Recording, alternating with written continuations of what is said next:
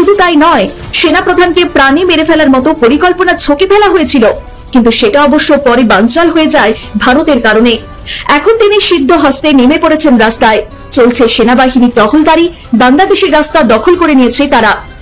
বিশেষ সূত্রের খবর, দেশে সেনা শাসন বা জরুরি ভিত্তিক কোনো অ্যাকশন শুরু হওয়ার কথা এখনো নির্দিষ্ট করে জানা যায়নি। যত হত্যাকাণ্ড খুন করে সব দোষ আওয়ামী লীগের। পুলিশ মারে, এটা তো তাদের সমন্বয়ের কাছে নিজেই বলেছে পুলিশ হত্যা করেছে।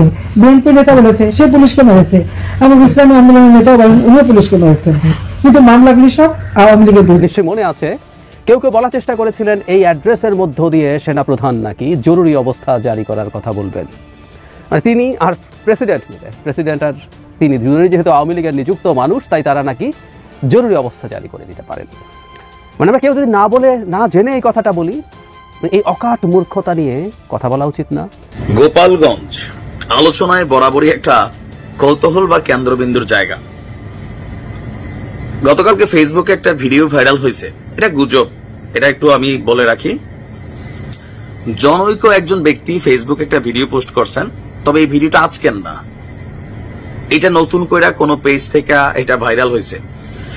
5ই আগস্ট যখন শেখ হাসিনা বাংলাদেশ ছেড়ে ভারতে পালিয়ে যান, এর পরপর 2 দিন 3 দিন হয়ে গেল তার কোনো অস্তিত্ব আজকের দিন পর্যন্ত আমরা ভারতে দেখি নাই। বাংলাদেশের সেনাপ্রধান জেনারেল ওয়াকারুজ্জামান এখন অন্যতম আলোচ্য বিষয়। যেভাবেই হোক না কেন, সোশ্যাল মিডিয়াতে হোক, গণমাধ্যমে হোক, বারবার তার ভূমিকা, তার বক্তব্য এগুলো নিয়ে আলোচনা হচ্ছে, সমালোচনা হচ্ছে।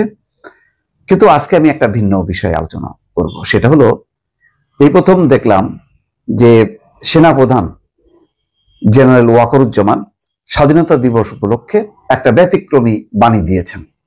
আমি একেবারে লাইন বাই লাইন বাণীগুলো পড়লাম। বাংলাদেশের সেনানিবাসে কয়েকদিন ধরে চলেছে ম্যারাথন বৈঠক। মনে করা হচ্ছিল কিছু একটা ঘটবে, হয় গোটা দেশটি সেনার শাসনে চলে যাবে, আর না হয় জরুরি ভিত্তিক ব্যবস্থা গ্রহণ করা হবে। কিন্তু শেষমেশ দেখা গেল কিছুই ঘটল না। রাস্তায় শুধু দেখা যাচ্ছে সেনাবাহিনীকে সক্রিয়ভাবে। এখন নিশ্চয় সেনাপ্রধান জেনারেল ওয়াকারুজ্জামান। তবে রাজনৈতিক মহলের একাংশ এক বিস্ফোরক সম্ভাবনার কথা তুলে ধরছেন। মার্চের মধ্যে শেখ হাসিনা নাকি বাংলাদেশে পদার্পণ করবেন, এমন একটা খবর চাউর হচ্ছিল রাজনৈতিক মহলে। বাংলাদেশের সেনানিবাসে কয়েকদিন ধরে চলেছে সন্ধিহানি করা হচ্ছিল কিছু একটা ঘটবে, হয় গোটা দেশটি সেনার শাসনে চলে যাবে, আর না হয় জরুরি ভিত্তিক ব্যবস্থা গ্রহণ করা হবে। কিন্তু শেষমেশ দেখা গেল কিছুই ঘটল না। রাস্তায় শুধু দেখা যাচ্ছে সেনাবাহিনীকে সক্রিয়ভাবে। এখনো নিশ্চুপ সেনাপ্রধান জেনারেল ওয়াকারুজ্জামান। তবে রাজনৈতিক মহলের একাংশ এক বিস্ফোরক সম্ভাবনার কথা তুলে ধরছেন। মার্চের মধ্যে শেখ হাসিনা নাকি বাংলাদেশে পদার্পণ করবেন, এমন একটা খবর চাউর হচ্ছিল রাজনৈতিক মহলে। কিন্তু আদেও সেই খবর কতটা সত্যি সেটা নিয়ে সন্দিহান রয়েছে। কারণ এর আগেও গত 8 মাস ধরে বহুবার শেখ হাসিনার বাংলাদেশে ফেরার জল্পনা তৈরি হয়েছে, কিন্তু শেষমেশ বাংলাদেশে ফেরেননি সাবেক প্রধানমন্ত্রী শেখ হাসিনা। এর মধ্যে বাংলাদেশে বেড়ে গিয়েছে অরাজক পরিস্থিতি। সেনাপ্রধান বুঝতে পেরে সেনাবাহিনীকে রাস্তায় নামিয়েছেন। আর এখানেই রাজনৈতিক মহলের একাংশ বলছেন শেখ হাসিনাকে বাংলাদেশে ফেরানোর জন্য রাস্তা তৈরি করে ফেলেছেন ওয়াকার। সেই কারণেই সেনানিবাসে পরপর বৈঠক। ছাত্রনেতা এবং উপদেষ্টা মন্ডলীদের নানা কথা সামনে আসছে। তারা সেনাপ্রধানকে কাঠগড়ায় তুলেছেন, কখনো সোশ্যাল মিডিয়ায়, আবার কখনো বিভিন্ন অনুষ্ঠানে বক্তব্য রাখতে গিয়ে। শুধু তাই নয়, সেনাপ্রধানকে প্রাণে মেরে ফেলার মতো পরিকল্পনা ছকে ফেলা হয়েছিল, কিন্তু সেটা অবশ্য পরে বানচাল হয়ে যায় ভারতের কারণে। এখন তিনি সিদ্ধ হস্তে নেমে পড়েছেন রাস্তায়। চলছে সেনাবাহিনীর টহলদারি, বাংলাদেশের রাস্তা দখল করে নিয়েছে তারা।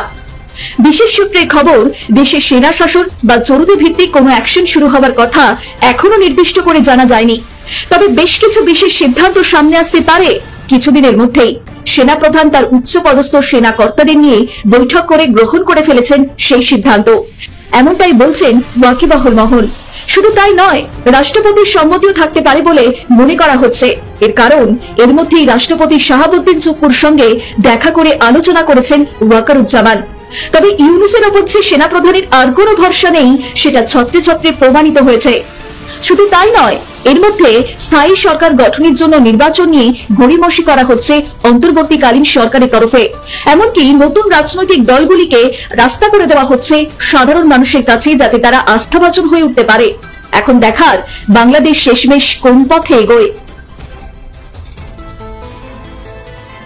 ব্যুরো রিপোর্ট, নিউজ বর্তমান।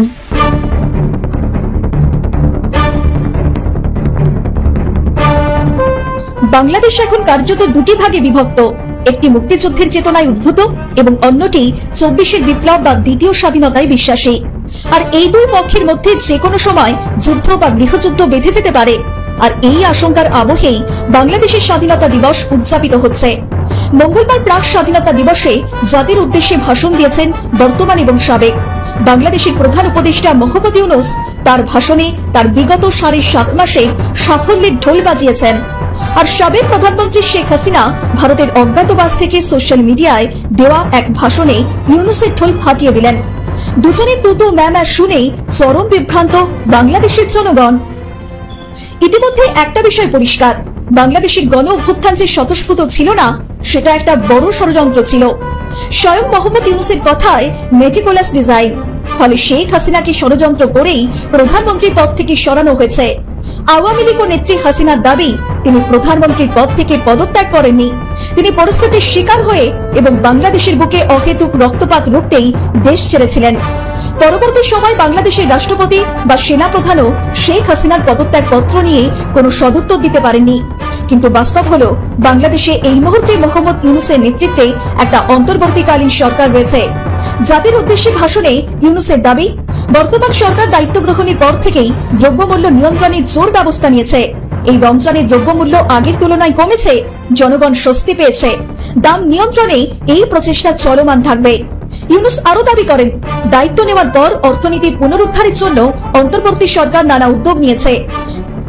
ব্যাংকিং খাতে শৃঙ্খলা ফিরেছে, ক্রমান্বয়ে অর্থনীতির সূচকগুলো ইতিবাচক ধারায় ফিরতে শুরু করেছে। মূল্যস্ফীতি 9.32% নিচে নেমে এসেছে, যা 22 মাসের মধ্যে সর্বনিম্ন। এই রমজানে যাতে কোনো পণ্যের দাম বেড়ে না যায় এবং বিদ্যুৎ সরবরাহের জন্য বিঘ্নিত না হয়, সেজন্য আমরা সর্বোচ্চ চেষ্টা করেছি। রমজান মাস জুড়ে সরবরাহ চেনের প্রতিবন্ধকতা কঠোরভাবে প্রতিহত করতে সব ধরনের ব্যবস্থা আমরা নিয়েছি। দেশের সকল জায়গা থেকে খবর এসেছে যে এই রমজানের দ্রব্যমূল্য আগের তুলনায় কমেছে, জনগণ স্বস্তি পেয়েছে। দাম নিয়ন্ত্রণে এই প্রচেষ্টা চলমান থাকবে। প্রিয় দেশবাসী, গত 16 বছরে শেখ হাসিনার যে ভয়াবহ লুটপাট কায়েম করেছিল, আপনারা সেটার ভুক্তভোগী ছিলেন। ছাত্র জনতার অভ্যুত্থানের মুখে তারা পালিয়ে যাবার সময় এক লন্ডভন্ড অর্থনীতি রেখে গেছে। এই পরিস্থিতিতে দায়িত্ব নেবার পর অর্থনীতি পুনরুদ্ধারের জন্য অন্তর্বর্তী সরকার নানা উদ্যোগ নিয়েছে। ব্যাংকিং খাতে শৃঙ্খলা ফিরেছে, ক্রমান্বয়ে অর্থনীতির অপরাপর সুযোগগুলো ইতিবাচক ধারায় ফিরতে শুরু করেছে। এই সরকারের সবচেয়ে বড় চ্যালেঞ্জ মূল্যস্ফীতি।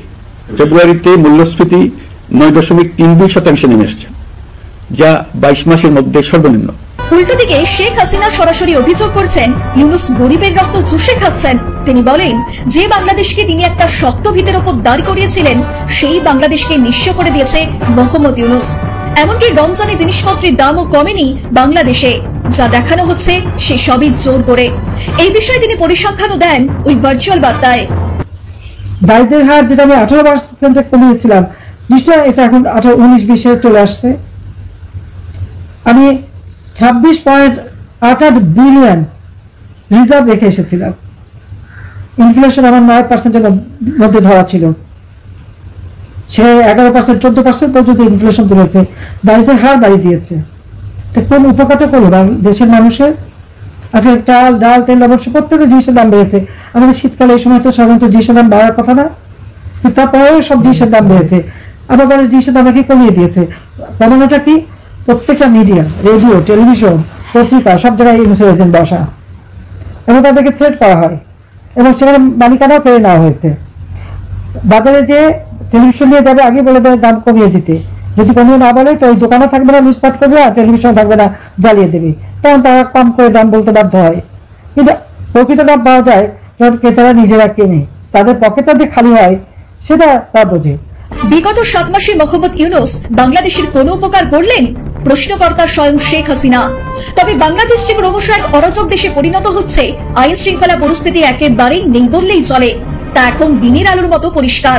কিন্তু মোহাম্মদ ইউনূসের মুখে শুধুই হাসিনা আমলের বদনাম, কথায় কথায় ফ্যাসিস্ট বা স্বৈরাচারী শব্দ ব্যবহার করে আগের আমলকে আক্রমণ করতে ব্যস্ত মোহাম্মদ ইউনূস এবং তার অনুগত ছাত্র নেতারা। প্রাক স্বাধীনতা ভাষণেও ইউনূস সেই হাসিনা আমলের কথা টেনে আনলেন।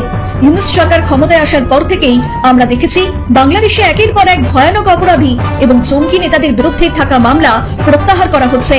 বিএনপি জামাতের বেশ কয়েকজন নেতার বিরুদ্ধে থাকা গণহত্যা বা গুরুতর অপরাধের বহু মামলা প্রত্যাহার করে তাদের জেল মুক্তি দেওয়া হয়েছে। ইউনূসের কথায় বিগত ফ্যাসিস্ট সরকার এগুলো নাকি মিথ্যে অভিযোগে দায়ের করেছিল। এমনকি 2695টি মামলার কথা তিনি উল্লেখ করেন। বিগত সরকারের আমলে ভিন্ন মতকে দমন করার জন্য মিথ্যা মামলাকে হাতিয়ার হিসেবে বেছে নেওয়া হয়েছিল। বিভিন্ন পর্যায়ে যাচাই বাছাই করে আমরা এইসব হয়রানিমূলক মামলা প্রত্যাহারের উদ্যোগ নিয়েছি। গত ফ্যাসিস্ট সরকারের সময় দায়ের করা রাজনৈতিক হয়রানিমূলক মামলাগুলোর মধ্যে সারা দেশে পর্যন্ত 6295টি মামলা প্রত্যাহারের সুপারিশ করা হয়েছে। অন্যান্য সকল হয়রানিমূলক মামলাও ক্রমান্বয়ে প্রত্যাহার করা হচ্ছে। আদতেও দেখা গিয়েছে মামলা প্রত্যাহার করে একাধিক জঙ্গি সংগঠনের শীর্ষ নেতাকে জেল মুক্তি দিয়েছে ইউনূস সরকার। আবার তিনি আওয়ামী লীগকে সক্রিয় না হতে দেওয়ার জন্য অপারেশন ডেভিল হান্ট শুরু করার নির্দেশ দিয়েছিলেন। শেখ হাসিনার পাল্টা অভিযোগ, রাজনৈতিক প্রতিহিংসা থেকে তদারকি সরকার আওয়ামী নেতাকর্মীদের বিরুদ্ধে হাজার হাজার মিথ্যা মামলা দিচ্ছে আর নিজেদের বিরুদ্ধে থাকা মামলা তুলে নিচ্ছে। আর যত হত্যাকাণ্ড খুন করে সব দোষ আওয়ামী লীগের। পুলিশ মারে, এটা তো তাদের সমন্বয়ের কাছে নিজেই বলেছে পুলিশ হত্যা করেছে। বিএনপি নেতা বলেছে সে পুলিশকে মেরেছে, এবং ইসলামী আন্দোলনের নেতাও বলেন উনিও পুলিশকে মেরেছেন। কিন্তু মামলাগুলি সব আওয়ামী লীগের বিরুদ্ধে, সব মামলা আওয়ামী লীগের বিরুদ্ধে, আওয়ামী লীগের কেউ বাদ নাই। কত মামলা, আমার মনে হয় যত মামলা দিয়েছে তার একটা হিসাব বের করলে ইউনূসের নাম ওই গিনিস বুক অফ রেকর্ডে যাবে, যে সে কত মানুষের বিরুদ্ধে কত মামলা করতে পারে একটা দলকে খেয়াল করার জন্য, কি কত হাজার হাজার কর্মী নেতাগুলিকে জেলে পুরতে পারে এবং কত লক্ষ নেতাকর্মী মানুষের বিরুদ্ধে মামলা দিয়ে আসামি করতে পারে। এই রেকর্ড সে কিন্তু ভঙ্গ করবে এবং গিনিস বুক অফ রেকর্ডের লিস্টে তার নাম চলে আসবে। শান্তির নোবেলজয়ী ইউনূস বাংলাদেশের শান্তি ফেরাতে পারলেন না 7 মাসের বেশি সময় ক্ষমতায় থেকে, অথচ তিনি বাংলাদেশের প্রকৃত স্বাধীনতা বা 71 স্বাধীনতাকেই কার্যত অস্বীকার করে চলেছেন। স্বাধীনতা দিবসের ভাষণেও তার মুখে বারবার ঘুরে ফিরে আসছে 2024-এর আগস্ট মাসের গণ অভ্যুত্থান ও জুলাই বিপ্লবের কথা।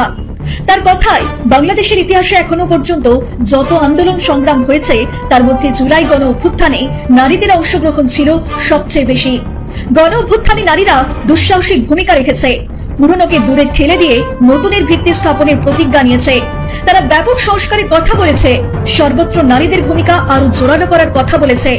আমি মনে করি জুলাই গণ অভ্যুত্থান বাংলাদেশের প্রেক্ষিত বদলে দিয়েছে। সবকিছুর মধ্যেও তিনি নির্বাচন নিয়ে যে সামান্য সময় ব্যয় করলেন সেই ভাষণে তাতেও অস্পষ্টতা রয়েছে। নির্বাচনের ব্যাপারে আমি আগেও বলেছি, আবারও বলছি, এবছর ডিসেম্বর থেকে আগামী বছরের জুনের মধ্যে নির্বাচন হবে। আমরা চাই আগামী নির্বাচনটি বাংলাদেশের ইতিহাসে সবচেয়ে অবাধ, সুষ্ঠু ও গ্রহণযোগ্য নির্বাচন হবে। মোহাম্মদ ইউনূস মুখে যতই বলুক আওয়ামী নির্বাচনকে বাংলাদেশের ইতিহাসে সবথেকে অবাধ, সুষ্ঠু এবং গ্রহণযোগ্য নির্বাচন হবে, কিন্তু তার অনুগামী ছাত্র নেতারা চাইছেন আওয়ামী লীগকে বাদ দিয়েই নির্বাচনে যেতে।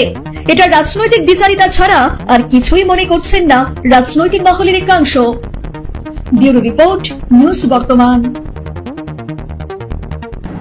আমরা নজর রাখার চেষ্টা করলাম বাংলাদেশের স্বাধীনতা দিবস উপলক্ষে বিভিন্ন অনুষ্ঠানে বাংলাদেশের অন্তর্বর্তীকালীন প্রধান উপদেষ্টা থেকে ছাত্র নেতারা ঠিক কি কি বিষয় উল্লেখ করলেন এবং ভাষণে তাদের বক্তৃতায় কি কি উঠে এলো জানিয়ে বাংলাদেশের রাজনীতি একেবারে সরগরম পর্যায়ে পৌঁছে গেছে। আরো একটি বিষয়ের দিকে নজর রাখার চেষ্টা করলাম, তা হলো সেনাপ্রধান এবং সেনাবাহিনী যেভাবে সক্রিয় ভূমিকা নিচ্ছে তাতে কি কিছু একটা হতে চলেছে। অন্যদিকে আমরা দেখেছি সেনা নিবাসে সেখানে কয়েকটি ম্যারাথন বৈঠক কয়েকদিন পর পর, আর সেই বৈঠকে কি কি উঠে এসেছে সেনাপ্রধান নিশ্চুপ রয়েছেন, কিছুই বলছেন না। তবে বাংলাদেশের গোপন সূত্রে খবর যে কিছু একটা হতে চলেছে। তবে কি গৃহযুদ্ধ আসন্ন নাকি অন্য কিছু হতে চলেছে, জরুরি ব্যবস্থা গ্রহণ হবে বাংলাদেশে, এই সমস্ত বিষয়ের দিকে যেমন আলোকপাত করার চেষ্টা করলাম আপনাদের সামনে, তেমন আরো একটি বিষয়, বাংলাদেশে স্থায়ী সরকার গঠনের জন্য নির্বাচনের প্রক্রিয়া ঠিক ভিতরে ভিতরে অন্তর্বর্তী সরকার কি ভাবছে এবং আদেও এই নির্বাচন এই বছরের শেষে হবে কিনা বা পরের বছরের মাঝামাঝি সময়ে হবে কিনা, বা আদেও মোহাম্মদ ইউনূস তিনি চাইছেন কিনা এই নির্বাচন, এই সমস্ত বিষয় রাজনৈতিক বিশ্লেষকরা কি বলছেন আপনাদের সামনে প্রতিবেদন আকারে তুলে ধরলাম। আর অন্যান্য সমস্ত খবরের জন্য নজর রাখুন নিউজ বর্তমানে পর্দা। কবে নাগাদ নির্বাচন হওয়া উচিত সেটা নিয়ে সেনাবাহিনীর সর্বোচ্চ পর্যায়ের এক ধরনের একটা বক্তব্য আমাদের সামনে এসছে। ইনফ্যাক্ট একটা অফিসার্স অ্যাড্রেস হয়েছিল দুদিন আগেই, আমাদের নিশ্চয়ই মনে আছে। কেউ কেউ বলার চেষ্টা করেছিলেন এই অ্যাড্রেসের মধ্য দিয়ে সেনাপ্রধান নাকি জরুরি অবস্থা জারি করার কথা বলবেন। মানে তিনি আর প্রেসিডেন্ট মিলে, প্রেসিডেন্ট আর তিনি দুজনেই যেহেতু আওয়ামী লীগের নিযুক্ত মানুষ, তাই তারা নাকি জরুরি অবস্থা জারি করে দিতে পারেন। মানে আমরা কেউ যদি না বলে না জেনে এই কথাটা বলি, এই অকাট মূর্খতা নিয়ে কথা বলা উচিত না, এটাও একটা অপরাধ বলে আমি মনে করি। আর কেউ যদি জেনে শুনে এটা বলি, জরুরি অবস্থা কীভাবে জারি হয়, কাকে জারি করতে হয়, সেটা নিয়ে আমি আলাদা ভিডিও করেছি, আপনারা দেখেছেন নিশ্চয়ই। জেনে শুনে করলে এটা একটা ডিসইনফরমেশন, দেশে একটা বাজে অস্থিরতা তৈরির ক্লিয়ার প্রচেষ্টা বলেই আমরা দেখব। এটা আরও ভয়ঙ্কর অপরাধ। যাই হোক, এই অফিসার্স অ্যাড্রেস হয়েছে এবং এখানে নির্বাচন নিয়ে সিনিয়র অফিসাররা কথা বলেছেন। এখানে শীর্ষ সামরিক কর্মকর্তারা উপস্থিত ছিলেন। সশরীরে অংশগ্রহণের পাশাপাশি দেশের বিভিন্ন ইউনিট থেকে সব স্তরের সেনা সদস্যরাই ভার্চুয়ালি এতে যোগ দেন। মানে এখানে আমরা দেখেছি, এই যে বক্তব্য আমাদের সামনে এসেছে, সেখানে সেনাপ্রধান কথা বলেছেন। সেনাপ্রধান বিভিন্ন পত্রপত্রিকা এরকম এসছে, বিশেষ করে সাম্প্রতিক সময়ে কিছু উত্তেজনাকর পরিস্থিতি তৈরি হয়েছে জনাব হাসনাত আবদুল্লাহর একটা ফেসবুক স্ট্যাটাসকে কেন্দ্র করে, যেখানে তিনি সেনাপ্রধানকে এর মধ্যে ইনক্লুড করেছেন এবং কিছু বক্তব্য এনেছেন। তার বক্তব্যে সেনাপ্রধান কথাটা ছিল না, ভিন্নভাবে ছিল, কিন্তু পরবর্তীতে ইট ওয়াজ এক্সপোজড যে সেনাপ্রধানই ছিলেন এবং সেনাবাহিনীর পক্ষ থেকে এটা স্বীকারও করা হয়েছে। সেটা নিয়ে এক ধরনের স্ট্রেস সেনাবাহিনীর মধ্যে তৈরি হয়েছিল, সেটা তিনি শান্ত করার চেষ্টা করেছেন সবাইকে। খুবই প্রশংসনীয় ব্যাপার, খুবই প্রশংসনীয় ব্যাপার। কিন্তু এই সভায় এটা যেহেতু ফর্মাল কোনো পাবলিক অ্যাড্রেস না, তাই আমরা বিভিন্ন সূত্রের বরাতে খবর পেয়েছি। গুরুত্বপূর্ণ পত্রিকা, ট্রাস্টেড পত্রিকা এগুলো পাবলিশ করেছে, তাই আমরা এটাকে গুরুত্ব দিয়ে দেখব। দ্য বিজনেস স্ট্যান্ডার্ড থেকে পড়ছি, এখানে বেশ কিছু ইস্যু এসছে। সিনিয়র কর্মকর্তারা কতগুলো কথা বলেছে। এর মধ্যে জুলাই অভ্যুত্থানের সংগঠকদের একাংশ সেনাবাহিনীকে রাজনৈতিক হস্তক্ষেপের যে দায় দিয়েছেন, সেই অন্যায্য অভিযোগ নিয়ে বৈঠকে হতাশা প্রকাশ করেন কর্মকর্তারা সেনাবাহিনীকে জাতীয় ঐক্যের প্রতীক হিসেবে উল্লেখ করে এই ধরনের বক্তব্য বন্ধের আহ্বান জানান। অতীতে জাতীয় সংকটের সময় সেনাপ্রধানের নেতৃত্বের প্রশংসা করে কর্মকর্তারা তাকে সাংবিধানিক ক্ষমতার মধ্যে থেকে জাতীয় স্বার্থ, জনশৃঙ্খলা ও সার্বভৌমত্ব রক্ষার আহ্বান জানান। তারা একটি অবাধ, সুষ্ঠু ও সর্বজনগ্রাহ্য নির্বাচনী প্রক্রিয়া নিশ্চিত করতে আইনি ও সাংবিধানিক পদক্ষেপের প্রয়োজনীয়তার উপরেও জোর দেন। আর একটা কথা খুব ক্লিয়ার, এটা এভাবে লেখা আছে, অফিসাররা স্পষ্টভাবে জানিয়েছেন ডিসেম্বরের মধ্যে প্রত্যাশিত সাধারণ নির্বাচন অনুষ্ঠিত হওয়ার পর তারা ব্যারাকে ফিরে যেতে চান। এখন আমাদের সেনাপ্রধানের বক্তব্য আগেও যেমন ছিল ডিসেম্বর। মনে আছে কিছুদিন আগে রাওয়া ক্লাবে একটা বৈঠকে তিনি এক সভায় তিনি বক্তৃতা করেছেন। ইট ওয়াজ এ পাবলিক অ্যাড্রেসিং, মানে ওখানে ক্যামেরা ছিল, সব কিছু আমরা এটা দেখতে পেরেছি। সেখানে তিনি ডিসেম্বরের মধ্যে নির্বাচনের জন্য ডক্টর ইউনূসের সাথে তিনি যতবার বৈঠক করেছেন তারা একমত হয়েছেন এরকম বলেছেন এবং রেফার করেছেন। এর আগে তিনি 18 মাসের মধ্যে নির্বাচনের কথা বলছেন। সেনাবাহিনীর জেনারেলরাও একই রকম কথা বলছেন। আমরা স্মরণ করব শেখ হাসিনা পতনের দুদিন আগে একই ধরনের একটা অফিসার্স অ্যাড্রেস সেনাপ্রধান করেছিলেন, যেখানে জনগণের বিরুদ্ধে সেনাবাহিনী যাবে না এবং তার অধস্থন অফিসাররা এই ধরনের মানে তাদের বার্তাও দিয়েছিলেন এবং শেষ পর্যন্ত এই ধরনের একটা সিদ্ধান্ত হয়েছিল। এখানে আমরা দেখছি যে সেনাবাহিনী একই ধরনের একটা বার্তার কথা বলছেন, ডিসেম্বরের মধ্যে নির্বাচন। আচ্ছা, তার আগে একটা জিনিস একটু বলে রাখা ভালো যে এই যে সেনাবাহিনী রাস্তায় আছে, তারা আইনশৃঙ্খলা রক্ষাকারী বাহিনীর মতো কাজ করছে, পুলিশের মতো কাজ করছে, ম্যাজিস্ট্রেট পাওয়ার আছে তাদের, এটাকে আমরা কীভাবে দেখব? সত্যি কথা হচ্ছে সেনাবাহিনীকে এত দীর্ঘ সময়, মানে কখনো কখনো যেটা হয় যে খুবই জরুরি পরিস্থিতি তৈরি হয়েছে, সেখানে তারা নামলেন, কিন্তু এত দীর্ঘ সময়ের রাস্তায় মাসের পর মাস থাকা রাষ্ট্রের সেনাবাহিনীর জন্য কোনো বিবেচনাই ভালো কিছু না।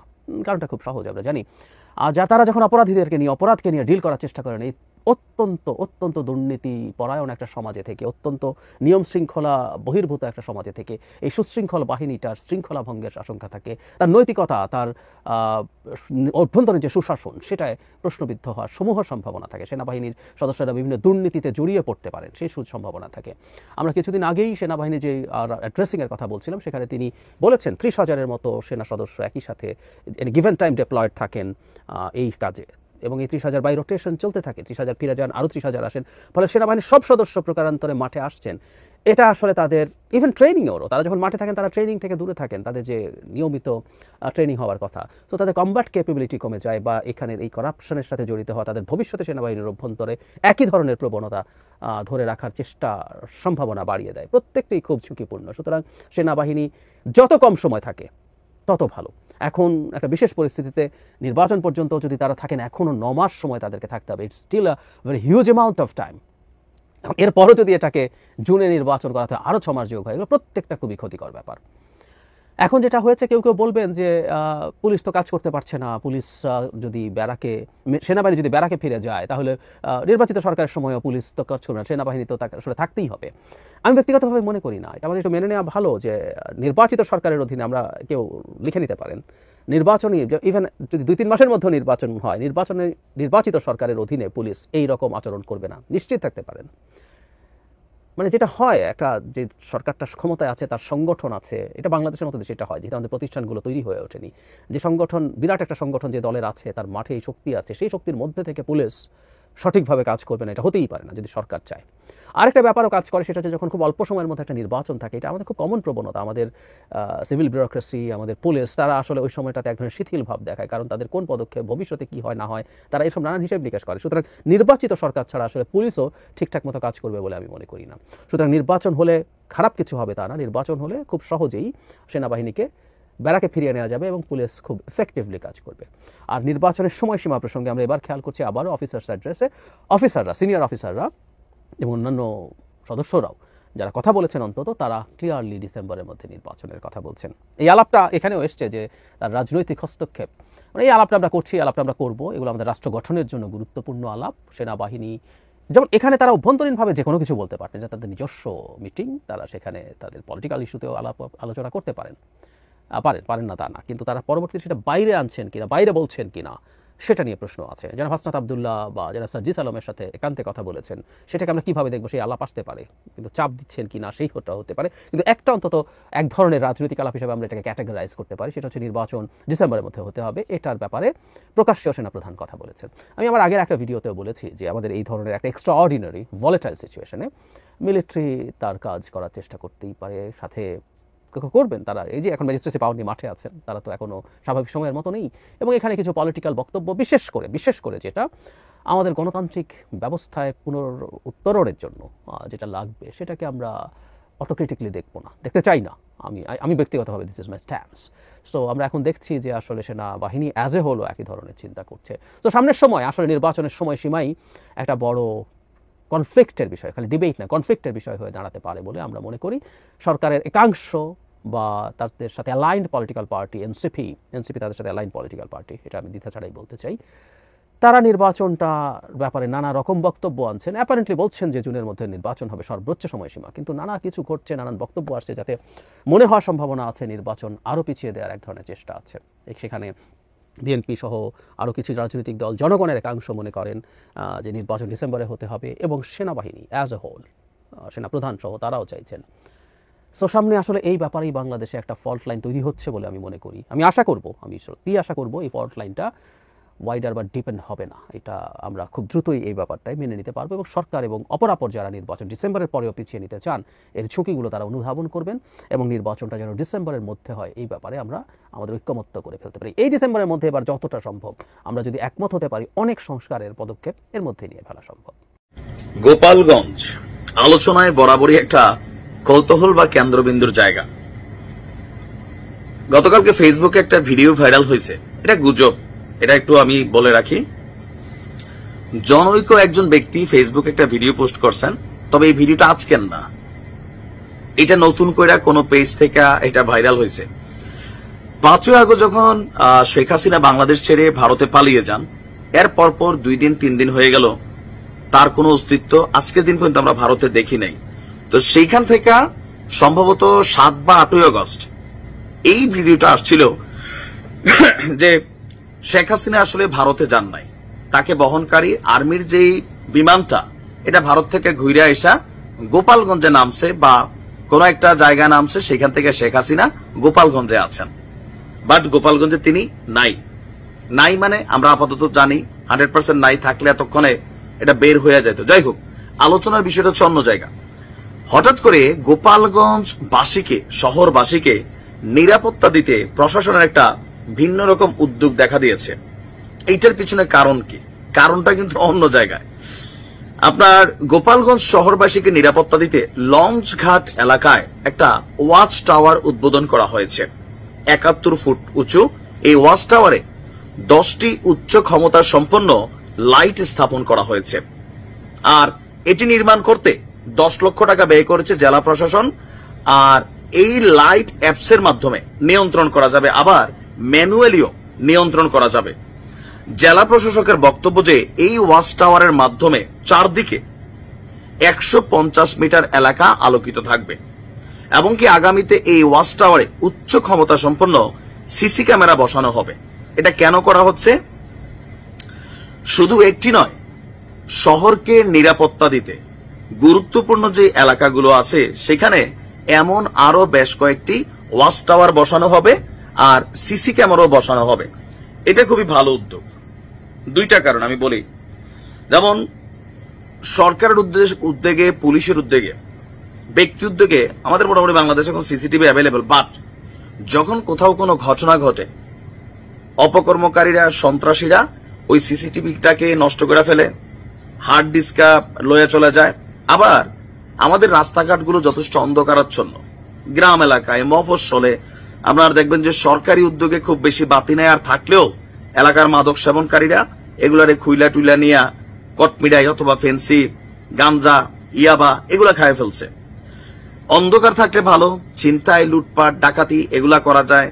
আবার নির্দিষ্ট কোথাও কোনো অপকর্ম করতে গেলে বিদ্যুতের লাইনটা, সংযোগটা বিচ্ছিন্ন করে দেয়, এতে সেখানে অপকর্মটা করতে সুবিধা হয়। এখন যখন ওয়াচ টাওয়ার 71 ফুট উঁচা, আপনি চাইলেই এইটার ক্যামেরারে আপনি বন্ধ করতে পারবেন না, চাইলে আপনি যে কোনো একটা এলাকায় অন্ধকার করতে পারবেন না। কেন? এটা অনেক উঁচু, ওইখান থেকে আলো ফেলা হচ্ছে।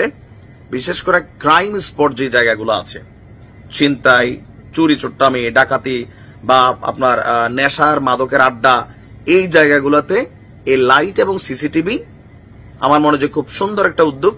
শুধুমাত্র গোপালগঞ্জকে নিরাপত্তা দিলে হবে না, সারা বাংলাদেশেই আমার মনে হয় যে মফস্বলের এলাকাগুলো বা গ্রামেরও বেশ কিছু গুরুত্বপূর্ণ জায়গা আছে, বাজার ঘাট, এখানেও এই সিস্টেমটা অনুকরণ করা উচিত। কিছুটা হলেও সন্ত্রাসী কর্মকাণ্ড বন্ধ হবে। ভালো থাকুন। বাংলাদেশের সেনাপ্রধান জেনারেল ওয়াকারুজ্জামান এখন অন্যতম আলোচ্য বিষয়। যেভাবেই হোক না কেন, সোশ্যাল মিডিয়াতে হোক, গণমাধ্যমে হোক, বারবার তার ভূমিকা, তার বক্তব্য এগুলো নিয়ে আলোচনা হচ্ছে, সমালোচনা হচ্ছে। কিন্তু আজকে আমি একটা ভিন্ন বিষয়ে আলোচনা করব। সেটা হলো, এই প্রথম দেখলাম যে সেনাপ্রধান জেনারেল ওয়াকারুজ্জামান স্বাধীনতা দিবস উপলক্ষে একটা ব্যতিক্রমী বাণী দিয়েছেন। আমি একেবারে লাইন বাই লাইন বাণীগুলো পড়লাম। প্রথম কথা হলো যে স্বাধীনতা দিবস উপলক্ষে আলাদাভাবে সেনাপ্রধানের বাণী আমার আগে চোখে পড়েনি। আজকে মনে হচ্ছে এটা প্রথমবারের মতন তিনি বাণী দিচ্ছেন। চমৎকার বাণী। বাণীর বক্তব্য আমি বললাম যে লাইন বাই লাইন আমি পড়েছি। আগে যেটা হইতো, সেনাপ্রধান বা কোনো বাহিনীর প্রধান বা সরকারি পর্যায়ের গুরুত্বপূর্ণ যে কেউ মানে কোনো বক্তব্য বাণী দেওয়ার আগে 10 বার শেখ মুজিবুর রহমানের নাম জপ্ত হইতো, আর 20 বার জপ্ত হইতো শেখ হাসিনার নাম। মানে আল্লাহর নামে যেমন আমরা সবকিছু শুরু করি, এরা আল্লাহর নাম বাদ দিয়ে শেখ মুজিবুর রহমানের নাম, শেখ হাসিনার নাম, এইগুলি দিয়ে শুরু করতে হতো। এই প্রথম দেখলাম যে এটা একদম নিপাট, একদম ঝকঝকা তকতকা, কারোর কোনো ওই ধরনের বন্দনা নেই, গুণকীর্তন নেই, ওই মানে স্তুতি কোনো বাক্য নেই। এমনকি এখন যে সরকার প্রধান ডক্টর ইউনূসের নামও উচ্চারণ করতে হয়নি, দরকারও নেই। একদম পরিষ্কার পরিচ্ছন্ন স্বাধীনতা, মুক্তিযুদ্ধ এবং সেনাবাহিনীর যে গৌরবোজ্জ্বল ভূমিকা এবং এই দেশ রক্ষা, স্বাধীনতা রক্ষায় সেনাবাহিনীর ভূমিকা ভবিষ্যতে যে অব্যাহত থাকবে অতীতের মতন, সেই মর্মে তিনি একটা চমৎকার বাণী দিয়েছেন। দেখেন তিনি বলছেন কি শুরুতেই, দেশের সার্বভৌমত্ব এবং স্বাধীনতা অক্ষুণ্ণ রাখার জন্য বাংলাদেশ সেনাবাহিনীর প্রতিটি সদস্য সর্বোচ্চ ত্যাগ স্বীকারের জন্য সদা প্রস্তুত রয়েছে। এটা জানিয়েছেন ওয়াকারুজ্জামান তার বাণীতে, স্বাধীনতা দিবস উপলক্ষে দেয়া এক বাণীতে তিনি বলছেন। অর্থাৎ বাংলাদেশের স্বাধীনতা এবং সার্বভৌমত্ব রক্ষার জন্য সেনাবাহিনী সব সময় একদম সর্বোচ্চ ত্যাগ স্বীকারের জন্য প্রস্তুত রয়েছে। এটা একটা বিশাল যে দেখেন না, সাম্প্রতিক সময় যে এই সমস্ত পরিস্থিতি তৈরি করা হচ্ছিল, একেবারেই পাত্তা দেয়নি, একেবারে খুব ঠান্ডা মাথায় ধৈর্যের সাথে সেগুলি মোকাবেলা করছে। দেশের ভেতর থেকে, দেশের বাইরে থেকে এরকম একটা পরিস্থিতি তৈরি করা হচ্ছিল যাতে সেনাবাহিনীর মধ্যে একটা ভাঙন ধরানো যায়, ভারত ইস্যু আওয়ামী লীগ ইস্যুতে করে যাতে একটা ডিভিশন ক্রিয়েট করা যায়। কিন্তু সেটা ওয়াকারুজ্জামানের নেতৃত্বে সেটা সম্ভব হয়নি। এবং এখন তো অনেক ম্যাচিউর আমাদের সেনাবাহিনীর অফিসাররা, সর্বস্তরের কর্মীরা, তারা জানে যে এইসব ফাঁদে যদি তারা পা দেয় তাহলে আসলে ক্ষতি নিজের ক্ষতি এবং দেশের ক্ষতি। তো তারা সেই সব পথে পা দেয়নি। সেনাপ্রধান বলছেন মহান স্বাধীনতা এবং জাতীয় দিবস, আমাদের জাতীয় জীবনে এই দিনটির গুরুত্ব এবং তাৎপর্য অপরিসীম। 1971 সালের এই দিনে এদেশের মুক্তিকামী আপামর জনতা কাঁধে কাঁধ মিলিয়ে দেশ মাতৃকার পরাধীনতার শৃঙ্খল মুক্ত করার লক্ষ্যে পাকিস্তানি হানাদার বাহিনীর বিরুদ্ধে সশস্ত্র সংগ্রামে ঝাঁপিয়ে পড়েছিল। কোনো কিন্তু শব্দ বাকি রাখে নাই যে না এখন পাকিস্তানি বলা যাবে না, আবার কে মাইন্ড করে না বলছে পাকিস্তানি হানাদার বাহিনী। তখন তাদের যে ভূমিকা ছিল সেই ব্যাপারে তিনি বক্তব্য রেখেছেন। দীর্ঘ 9 মাস রক্তক্ষয়ী সংগ্রামের মাধ্যমে অর্জিত হয় আমাদের চূড়ান্ত বিজয় এবং বিশ্ব মানচিত্রে স্বাধীন দেশ হিসেবে স্থান করে নেয় আমাদের প্রাণপ্রিয় মাতৃভূমি বাংলাদেশ। এই কারণে 26শে মার্চ আমাদের জাতীয় জীবনে গৌরব এবং অনুপ্রেরণার চিরন্তন উচ্চ হয়ে থাকবে। স্বাধীনতা দিবসের এই শুভ লগ্নে আমি বাংলাদেশ সেনাবাহিনীর সকল সদস্যকে জানাচ্ছি আমার আন্তরিক শুভেচ্ছা এবং প্রাণঢালা অভিনন্দন। আমি খুঁজতেছিলাম যে এর এই লাইনের কোথাও সেই আবার নাম জপতে হয় কিনা, না, এখানে কোনো নাম জপাজপির কিছু নেই। একেবারে মানে বাংলাদেশের মুক্তিযুদ্ধ এবং এই মুক্তিযুদ্ধে আপামর মানুষের যে ত্যাগ সেটাকে তিনি স্মরণ করেছেন। এখানে কোনো ব্যক্তিকে আনেননি, কারণ এক ব্যক্তিকে আনলে একে বাদ গেলে কোনো ও বাদ গেলে কোনো এই করতে যে এই পেঁচালের মধ্যে আর সেনাবাহিনী পড়তে চায় না। একটা নিরপেক্ষ স্বতন্ত্র একটা ভূমিকা নিয়ে সেনাবাহিনী আগায় যাবে, এটাই প্রত্যাশা। এবং সেই প্রত্যাশা অনুযায়ী একটা চমৎকার একটা বাণী বোধহয় এই প্রথম একটা মানে শৃঙ্খল মুক্ত হয়ে স্বাধীনভাবে কারোর মানে কে কি মাইন্ড করবে, কে কি মানে ধরবে, এর ত্রুটি বিচ্যুতি এই সমস্ত মাথায় না রেখে স্বাধীন মুক্তভাবে একটা বাণী দিয়েছে বাংলাদেশের স্বাধীনতার সার্বভৌমত্বের প্রতি, বাংলাদেশের মুক্তিযুদ্ধের প্রতি সম্মান শ্রদ্ধা জানিয়ে এবং একই সঙ্গে উচ্চারণ করা যে সেনাবাহিনী এই স্বাধীনতা মুক্তিযুদ্ধ এবং সার্বভৌমত্ব এটা রক্ষা করার জন্য সর্বোচ্চ ত্যাগ স্বীকার করার জন্য সবসময় প্রস্তুত থাকবে। সত্যি একটা ব্যতিক্রমী ভাষণ দর্শক বাণী। ভালো থাকবেন, আল্লাহ হাফেজ। আমরা আজকে যে সারা দেশে আলোচিত এবং সমালোচিত যে খবরগুলো আছে সেগুলো বেশ কিছু ভিডিও আপনাদের মাঝে তুলে ধরার চেষ্টা করেছি, যেগুলো ভিডিও দেখে আপনাদের মতামত অবশ্যই কমেন্ট করে জানাবেন। এখানে আমাদের ব্যক্তিগত কোনো মতামত নেই, আপনারা ইতিমধ্যে ভিডিওগুলো দেখেছেন, যে ভিডিওগুলো দেখে বুঝতে পেরেছেন আজকে ভিডিওটি কতটুকু গুরুত্বপূর্ণ ছিল। তো অবশ্যই যারা এতক্ষণ পর্যন্ত আমাদের সাথে ছিলেন তাদেরকে অসংখ্য ধন্যবাদ জানিয়ে এখানে শেষ করবো আজকের ভিডিও। ভালো থাকবেন, সুস্থ থাকবেন, আল্লাহ হাফেজ।